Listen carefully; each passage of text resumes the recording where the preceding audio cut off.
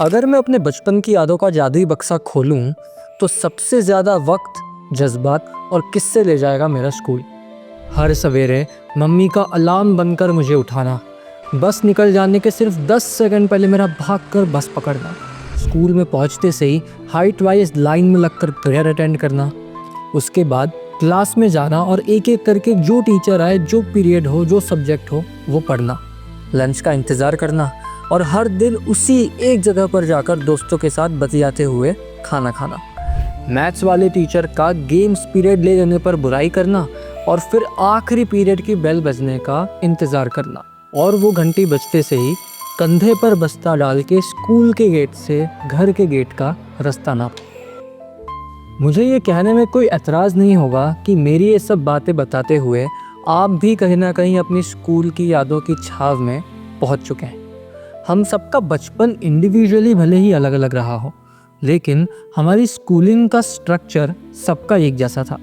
हम स्कूल जाते थे, प्रेयर करते थे, अपनी क्लास में जाते थे, एक एक करके टीचर्स आते थे, उनके रिस्पेक्टिव सब्जेक्ट्स पढ़ाते थे और उसके बाद छुट्टी होके हम घर निकल जाया करते थे। ये एक बेसिक स्ट्रक्चर था जो हम सबके बचपन का कॉमन है और अच्छा हो या बुरा, कहीं ना कहीं इस स्ट्रक्चर ने हम पे इम्पैक्ट डाला है। अब जो आपने अभी अभी अपने स्कूल की यादों को याद किया है, उस मेमोरी की फाइल को वापस से खोलिए और मैं जो एडिट्स बता रहा हूँ उनके साथ उसे विजुलाइज करिए। आप हर दिन स्कूल जाते हैं और आज आप अपने पसंद की प्रेयर करते हैं और अपने दोस्तों को भी वही करवाते हैं। उसके बाद आप अपनी क्लास में जाते हैं और वहाँ आपकी टीचर आपसे पूछती है कि बेटा आज क्या पढ़ना है। जी हाँ, आपकी टीचर आपसे पूछती है कि बेटा आज क्या पढ़ने का मन है, इंग्लिश पढ़ना है कि मैथ्स पढ़ना है, हिस्ट्री पढ़ना है कि ज्योग्राफी पढ़ना है, और आपका जो पढ़ने का मन हो आप उस क्लास में जाके बैठ जाते हैं, उस टीचर से पढ़ने के लिए बैठ जाते हैं। आपकी क्लास में आपके सीनियर्स भी बैठे हैं और आपके जूनियर्स भी बैठे हैं। एक ही क्लास में kindergarten, first standard, fourth standard सभी के बच्चे एक साथ बैठकर पढ़ते हैं। बड़े बच्चे छोटे बच्चों का ध्यान रखना, उनकी केयर करना और उनकी हेल्प करना सीखते हैं और छोटे बच्चे बड़े बच्चों की इज्जत करना और उनसे बिना डरे बात करना सीखते हैं। आप हर महीने पिकनिक पर जाते हैं और रेगुलरली कोई ना कोई क्रिएटिव एक्टिविटीज़ और प्रोजेक्ट्स पर साथ मिलकर काम करते हैं और आप इवन संडेज़ को भी स्कूल जाने की इच्छा जताते हैं। ऊपर ऊपर से सुनने में शायद आपको ये सब मजाक लगे, सुनकर और सोचकर हंसी आए, लेकिन अगर आप थोड़ा डीपली सोचेंगे तो ये रियलाइज़ करेंगे कि अगर ये छोटे छोटे चेंजेस हमारी स्कूल लाइफ में एक्चुअली होते तो हमारा बचपन कितना अलग होता, हमारी स्कूल लाइफ इतनी अलग होती और ये सारी चीज़ें हम पे एज एन इंडिविजुअल कितना ज़्यादा इम्पैक्ट क्रिएट करती। यू वॉन्ट बिलीव कि मैंने जिस इमेजिनरी स्कूल की बात करी, इट एक्चुअली एग्जिस्ट। 2022 में ये स्कूल असल में खड़ा हुआ था और इसकी फंक्शनिंग हमारे कन्वेंशनल स्कूल से बहुत ज़्यादा अलग थी। ये एक डेमोक्रेटिक स्कूल था। इस स्कूल का असर इतना ज़्यादा अच्छा था कि पेरेंट्स को बच्चों को संडे को स्कूल लेके जाना पड़ता था, सिर्फ ये दिखाने के लिए कि देखो भाई आज स्कूल बंद है और आप नहीं जा सकते। बच्चे ज़िद किया करते थे स्कूल जाने की। 1 साल के अंदर पेरेंट्स ने अपने बच्चों को पढ़ाई के लिए बोलना और टोकना बंद कर दिया था, क्योंकि अब छोटे छोटे बच्चे भी इंडिपेंडेंट और रिस्पॉन्सिबल हो गए थे। स्टूडेंट्स की फ्रीडम, उनकी इंडिविजुअलिटी और उनकी होलिस्टिक ग्रोथ पर आधारित ये स्कूल एक रिवॉल्यूशन था, जिसने मॉडर्न स्कूलिंग सिस्टम को भी चैलेंज किया था और जिन तथ्यों पर ही आधारित था उससे रिजल्ट भी ला कर दिए थे। लेकिन जैसे हर कहानी का एक हीरो और एक विलन होता है, वैसे ही इस कहानी में भी ये स्कूल और इसकी टीम हीरो हैं और इनके भी अपने विलन हैं और इस कहानी में कहीं ना कहीं मैं और आप भी इस विलन का हिस्सा है। अब कहानी के अंत में ये हीरो जीतता है या हारता है, ये जानने के लिए हमें वहाँ जाना होगा जहाँ से ये कहानी शुरू हुई थी। ये कहानी शुरू होती है हमारे मुख्य किरदार गरिमा से, जो 2003 में पहली बार माँ बनी। गरिमा फूड एंड न्यूट्रिशन में पोस्ट ग्रेजुएट है और योग में विशारद है। उन्होंने अपनी प्रेगनेंसी के दौरान अपना ध्यान बहुत अच्छे से रखा था और उसी एक्सपीरियंस और एक्सटेंसिव नॉलेज को यूज़ करके उन्होंने अपना पहला प्रोग्राम बनाया, जो कि गर्भ संस्कार के ऊपर था। गर्भ संस्कार प्रोग्राम में मैंने पतंजलि योगा पर अष्टांग बेस्ड प्रोग्राम था, वो 8 पद बेस्ड प्रोग्राम था, तो उसको मैंने स्टार्ट करा, उसको खुद डिज़ाइन करा। उसके अंदर बहुत सारी चीज़ें हैं जो एक गर्भवती महिला को करनी चाहिए। कैसा आचार, व्यवहार, विचार, सिर्फ खाना या सिर्फ योगा गर्भ संस्कार नहीं होता है।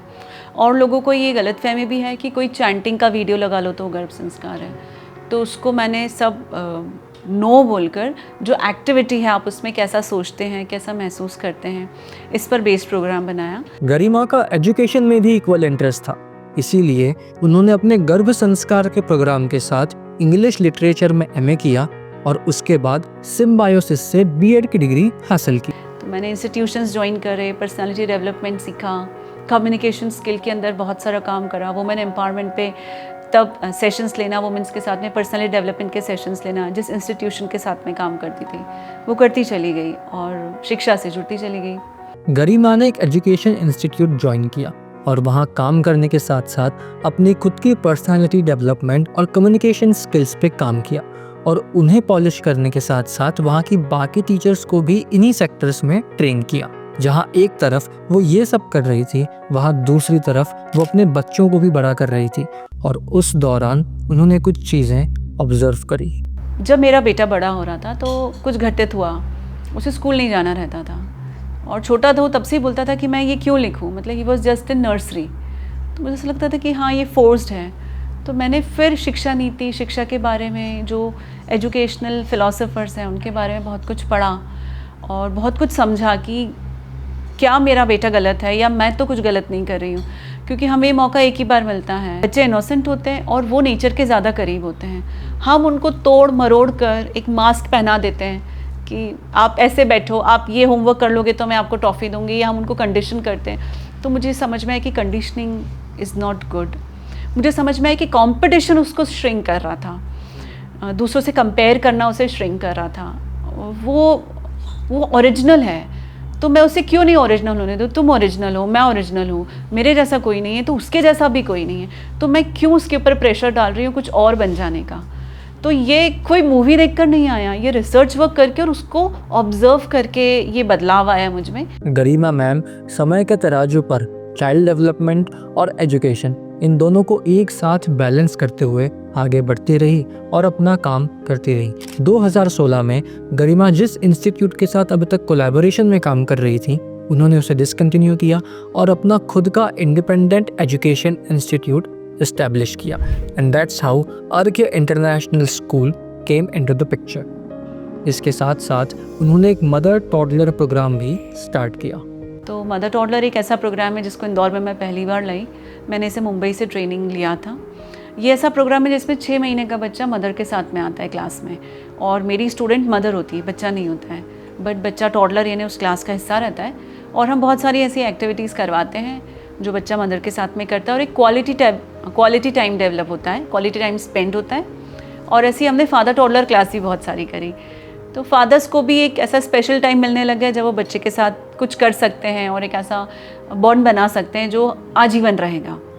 अर्घ्य इंटरनेशनल स्कूल एक रेगुलर स्ट्रक्चर वाला स्कूल था। हालांकि गरिमा ने इसमें भी बहुत सारे इनोवेशंस लाए थे। जो बातें एनईपी और एनसीएफ आज बोल रहे हैं, वैसा स्कूल गरिमा सालों पहले चला रही थी। सब कुछ सही चल रहा था, स्कूल का रिस्पॉन्स अच्छा था, सब बढ़िया था। और फिर 2019 में कोविड-19 आया। 22 मार्च को सुबह 7 बजे से रात 9 बजे तक सभी देशवासियों को जनता कर्फ्यू का पालन करना है। जब पेंडेमिक आया तो मुझे समझ में आया बच्चे घर पर कैसे पढ़ेंगे। फिर एक खुद की भी यात्रा होती है जो कनेक्ट होती जाती है, जो ध्यान की यात्रा होती है। ध्यान में आप बहुत कुछ छोड़ देते हो, सरेंडर करते हो, अनलर्न करते हो। वो भी यात्रा मेरी पैरेलल चल रही थी। उसके साथ में जब मैंने शिक्षा को कनेक्ट किया और जब पेंडेमिक आया और मैं घर पर बैठी, तब मुझे ऐसा लगा कि मैं बच्चों को तैयार कर रही हूँ, एक फैक्ट्री जैसे मेरा स्कूल तैयार कर रहा है इस समाज के लिए जो समाज चाहता है। पर जो रियलिटी है बच्चे की, जो वो खुद है एज ए ह्यूमन बीइंग, वो मैं नर्चर नहीं कर पा रही हूँ, क्योंकि मैं ये पूछती नहीं हूँ बच्चे से कि वो क्या पढ़ना चाहता है। तो शायद इंडिविजुअलिटी को मैं सेव नहीं कर पा रही हूँ। मैं सब बच्चों को एक जैसे कंसिडर कर रही हूँ, इंक्लूजन नहीं दे पा रही हूँ। क्योंकि कई बच्चे इंक्लूसिव भी आते थे। मैं सिर्फ स्पेशल बच्चों की बात नहीं कर रही हूँ, कई बच्चे लिखने में बहुत अच्छे होते हैं, कई बच्चे नाचने में बहुत अच्छे होते हैं, पर वो मज़े से पढ़ते थे जो मैं चाह रही थी। पर जो जीवन की रियलिटी वो मुझे समझ में आई, तब मैंने काम करना चालू करा कि अनलर्निंग क्या होती है, अनस्कूलिंग क्या है, डी स्कूलिंग क्या है और डेमोक्रेटिक एजुकेशन क्या है। ये रिसर्च वर्क करते करते कहीं पर मैंने अक्रॉस किया। तो there was this international course जो बहुत ही अच्छे दो मेंटोर्स करते हैं, उनके साथ मैंने इस चीज़ को समझा। मैंने उदयपुर में स्वराज यूनिवर्सिटी है, शिक्षांतर है, उनके बारे में पढ़ा। मैंने बैंगलोर में आरोही करके एक ओपन स्कूल है, उसके बारे में पढ़ा। और फिर मैंने देखा बहुत सारे लोग हैं, बीच में नदी चल रही है, मैं इस पार थी शायद जहाँ स्ट्रक्चर हो रहा है, और बहुत सारे लोग उस तरफ भी हैं। और मुझे समझ में आया कि इन दोनों में कोई मिलाप नहीं हो रहा है, कोई ब्रिजिंग नहीं हो रहा है। पर मुझे भी उस तरफ जाना था क्योंकि वहाँ पर जीवन की सच्चाई थी, वहाँ पर आप वो हो सकते थे जिसके लिए आप पैदा हुए हो। अगर हमारा देश बात करता है डेमोक्रेसी की, तो क्या हम डेमोक्रेसी फॉलो करते हैं? और क्या हम बच्चों के लिए डेमोक्रेसी कुछ ला सकते हैं? तो बच्चों की डेमोक्रेसी कैसे लाई जाए, पढ़ाने में डेमोक्रेसी कैसे लाई जाए? तो डेमोक्रेटिक एजुकेशन का स्कूल बड़ा खूबसूरत तरीके से हमने डिज़ाइन करा। उसमें बच्चे सुबह आते थे, और हर स्कूल में सब बच्चे आते हैं और वो प्रेयर करते हैं। कुछ बच्चे होते हैं जो प्रेयर को लीड करते हैं, हमारे ऐसा नहीं होता था। टीचर्स रैंडमली सिलेक्ट कर लेती थी, और जिस बच्चे को जो प्रेयर करवानी होती है, जो उसके घर में होती है, वो आके कर लेता था, और टीचर्स मिलके करते थे। कोई बच्चा हो सकता था किसी दिन योगा करवाए, ऐसा कोई लाइन में खड़े होकर बच्चे नहीं करते थे, वो कहीं भी खड़े हो सकते थे।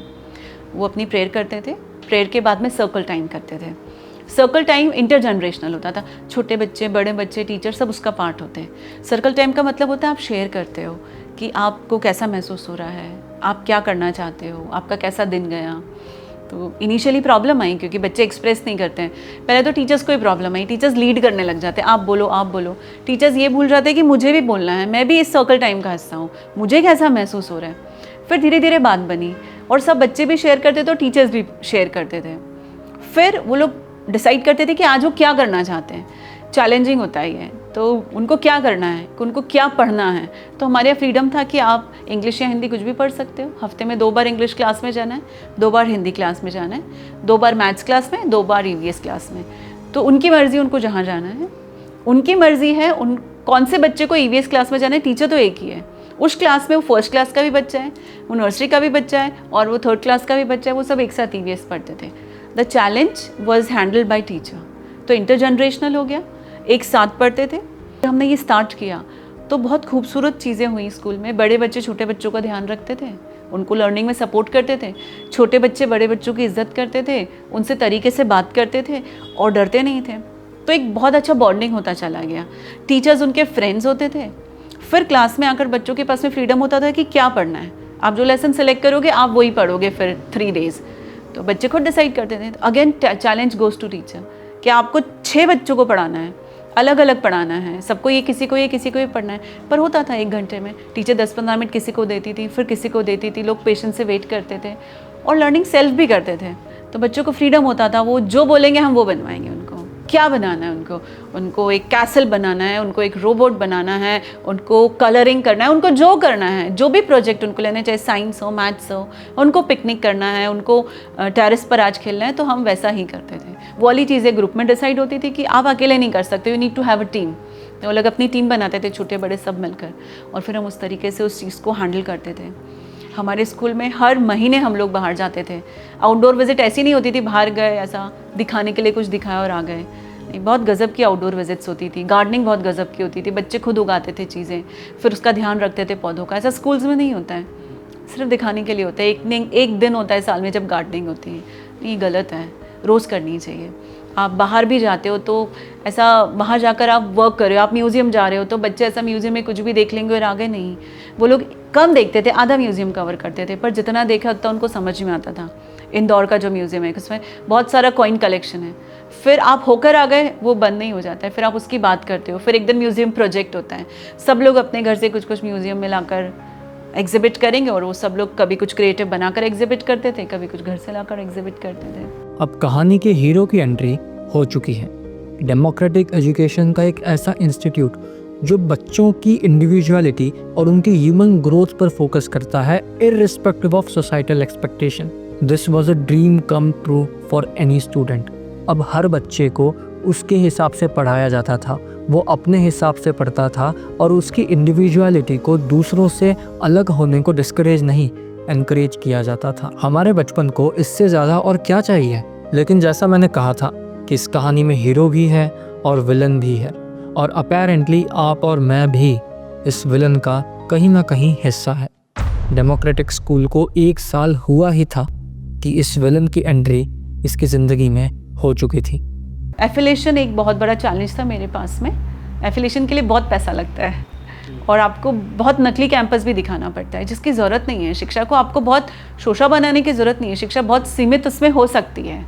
शिक्षा अपने आप में एक बहुत ही अलग आयाम है। उसके लिए बहुत ऐसा महंगा फर्नीचर और बहुत बड़े रूम की ज़रूरत नहीं है, और पूरा दिन बच्चे को स्कूल में बंद करने की ज़रूरत नहीं है। पर वो चीज़ समझ में नहीं आती है पेरेंट्स को लगता है स्कूल में ही खाना मिल जाए, स्कूल में स्केटिंग भी हो जाए, स्कूल में ये हो जाए। तो हम ये सब शिक्षा का हिस्सा नहीं है। आप बच्चे को सब कुछ ना करवाएं। तो हमारी मेथोडोलॉजी अलग थी, तो डिक्लाइन के कारण भी ये हुआ। मैंने बहुत सारा एफिलेशन में ब्राइबिंग को फेस करा, क्योंकि मैं उस चीज़ को नहीं एडहर कर सकती थी। मैं ब्राइब दे भी नहीं सकती थी, ना मैं ले सकती हूँ। तो वो चीज़ हमें फिर डिसकंटिन्यू करनी पड़ी, क्योंकि फिर हमें बहुत कुछ नकली भी शो करना पड़ता। ब्राइबिंग के थ्रू हमारे स्कूल का एफिलेशन मिल जाता और हम एक नकली प्लेग्राउंड कहीं दिखा देते और नकली क्लासेस दिखा देते। तो मुझे ऐसा कुछ नहीं करना है। मुझे शिक्षा को सही मायनों में शिक्षा ही रखना है। तो हमने उसे फिर एक दिन डिसाइड करा कि अब हमें नहीं करना है।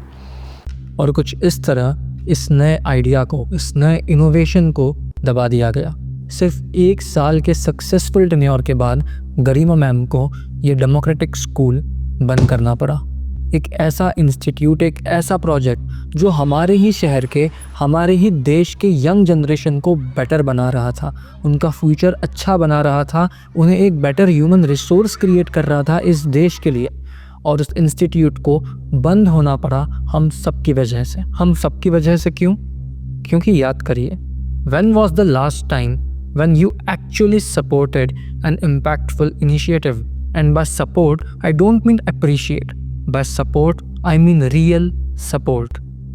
हम सब अपनी पर्सनल लाइफ में शायद इतने बिजी हो गए, या एज ए सोशल एनिमल अपने एनवायरनमेंट और अपनी सोसाइटी को लेके इतने इग्नोरेंट हो गए कि कोई भी ऐसी नई चीज़ जो एट दी एंड हमारी ही सोसाइटी को या हमारी ही ज़िंदगी को बेहतर बनाए, उसे सपोर्ट या एम्ब्रेस करना तो दूर, उसे या तो इग्नोर करते हैं या इन दी वर्स्ट केस डिस्करेज भी करते हैं।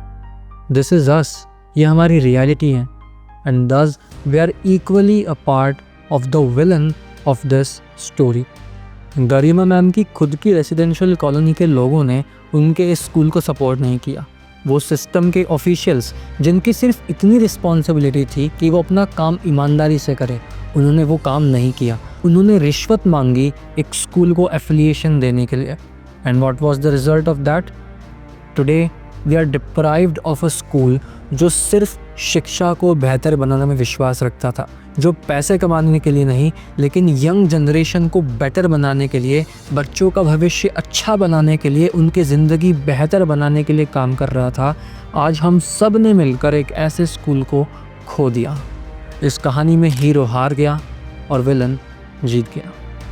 अगर आपने इस कहानी को यहाँ तक सुना है तो मेरे पास आपके लिए सिर्फ एक मैसेज है, सिर्फ एक लेसन है कि अगली बार अगर आप अपनी सराउंडिंग्स में ऐसा कोई भी नया आइडिया या ऐसा कोई भी नया इनिशिएटिव देखते हैं जो आपको दिल से अच्छा लगे, जो आपको दिल से मूव करे, तो इस बार उसकी सिर्फ तारीफ़ करके उसे मत छोड़ना।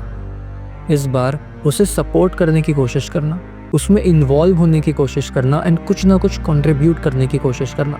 हु नोज़ कि आपका हेल्पिंग हैंड उस चीज़ को कहाँ से कहाँ ले जाए। And also it's always not about money.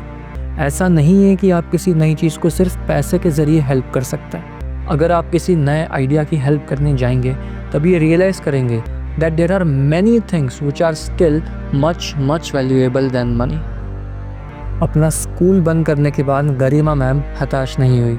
उन्होंने बच्चों की एजुकेशन को बेहतर बनाना, बच्चों के बचपन को बेहतर बनाने के अपने मिशन को जारी रखा। अपनी टीम के साथ उन्होंने एक टीचर्स ट्रेनिंग प्रोग्राम बनाया, जहां जिन फंडामेंटल्स के साथ वो अपना स्कूल चला रही थी, उन्हीं फंडामेंटल्स को वो अलग अलग टीचर्स तक पहुंचाने लगी अपने प्रोग्राम के ज़रिए। आज गरिमा मैम अर्घ्य टीचर्स ट्रेनिंग एकेडमी के ज़रिए ज़्यादा से ज़्यादा टीचर्स तक पहुंच पा रही हैं, उन्हें बेहतर टीचर्स बना रही हैं और उसके ज़रिए अपने काम का इम्पैक्ट ज़्यादा से ज़्यादा स्टूडेंट्स तक डिलीवर कर पा रही हैं।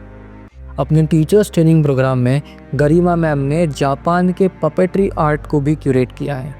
पपेट्री में बहुत सुंदर चीज़ है एक अथर, वो है कि आप एक डेड टॉय को ज़्यादा सुनते हो, लेकिन डेड टॉय को ज़्यादा सुनते हो, पर बच्चे ऐसे ही करते हैं। आप छोटे बच्चों को देखो, डॉल से घंटों बात करेंगे, वो टेडी बियर से बात करेंगे, वो सबको जमाएंगे, वो सब खेलेंगे, उसे ऐसा प्ले बोलते हैं कि it's a sort of play for them. और वो अकेला बच्चा भी बहुत सारी चीज़ों के साथ में खेलेगा और कम्युनिकेट भी करेगा। जब इसी चीज़ को क्लासरूम में उतारा जाए, कब कोई पपेट क्लासरूम में आ जाता है तो बच्चे जल्दी रिलेट करते हैं। और ऐसा बोलती हुई टीचर के बजाय एक डेड पपेट से रिलेट करते हैं, उसके एक्सप्रेशन से रिलेट करते हैं। उसे पता है कि डेड पपेट मुझे नहीं डांटेगा, ये पपेट मुझे इंसल्ट नहीं करेगा, ये पपेट मुझे कंपेयर नहीं करेगा, तो उनका विश्वास बन जाता है और वो सुनते चले जाते हैं। हमने टीचर्स को ये ट्रेनिंग देना चालू करा।